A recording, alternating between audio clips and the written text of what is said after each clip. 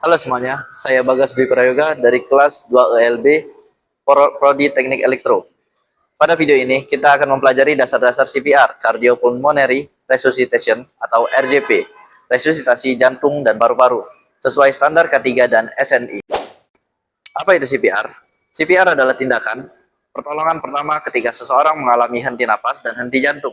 Tujuannya adalah untuk membuka kembali jalan napas yang tersumbat dan memaksa paru-paru serta jantung bekerja sementara melalui kombinasi kompresi dada dan napas buatan, sehingga darah beroksigen tetap bersirkulasi ke seluruh tubuh hingga bantuan medis lanjutan tiba.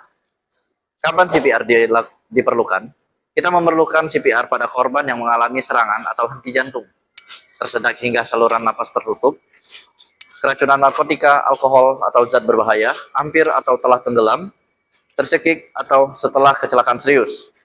Ada pula prinsip dasar CPR, yaitu Doctors ABC. Pertama, dangers. Pastikan situasi aman bagi penolong, pasien, dan lingkungan. Lalu, respons. Periksa kesadaran korban dengan memanggil namanya, menepuk bahu, atau memberi rangsang nyeri ringan dengan cara mencubitnya. Lalu ketiga, shout for help. Minta bantuan, gunakan ponsel untuk menghubungi layanan darurat 112 sambil tetap bersama korban.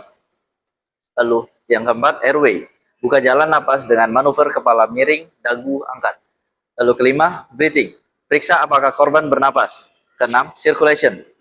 Pastikan aliran darah lewat kompresi dada. Lalu ada pula hal yang perlu diperhatikan saat CPR. Selalu perhatikan 3 poin, keamanan lokasi, respons korban, dan upaya memanggil bantuan. Pastikan Anda dan korban aman, cek kesadaran secara cepat, lalu segera panggil bantuan medis.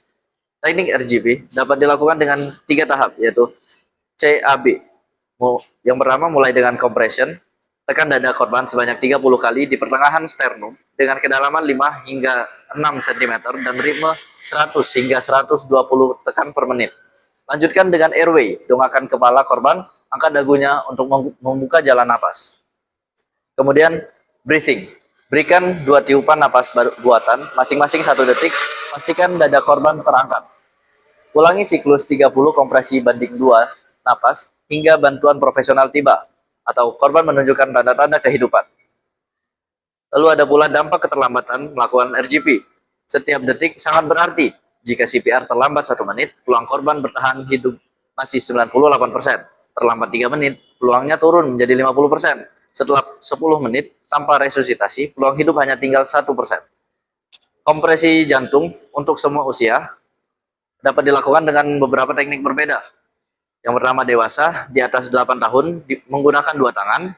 Lalu anak usia 1 tahun hingga 8 tahun, menggunakan 1 atau 2 tangan sesuai ukuran tubuh. Bayi di bawah 1 tahun menggunakan 2 jari di tengah dada.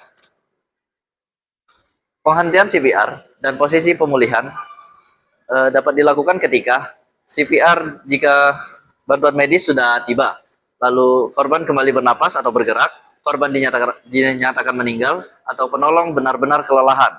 Bila korban sudah bernapas spontan, posisikan recovery. Tangan kiri korban ditempatkan di pipi kanan, kaki kiri ditekuk dengan tangan kanan dirapatkan ke badan, lalu gulingkan perlahan ke sisi kanan dan observasi kondisinya secara berkala.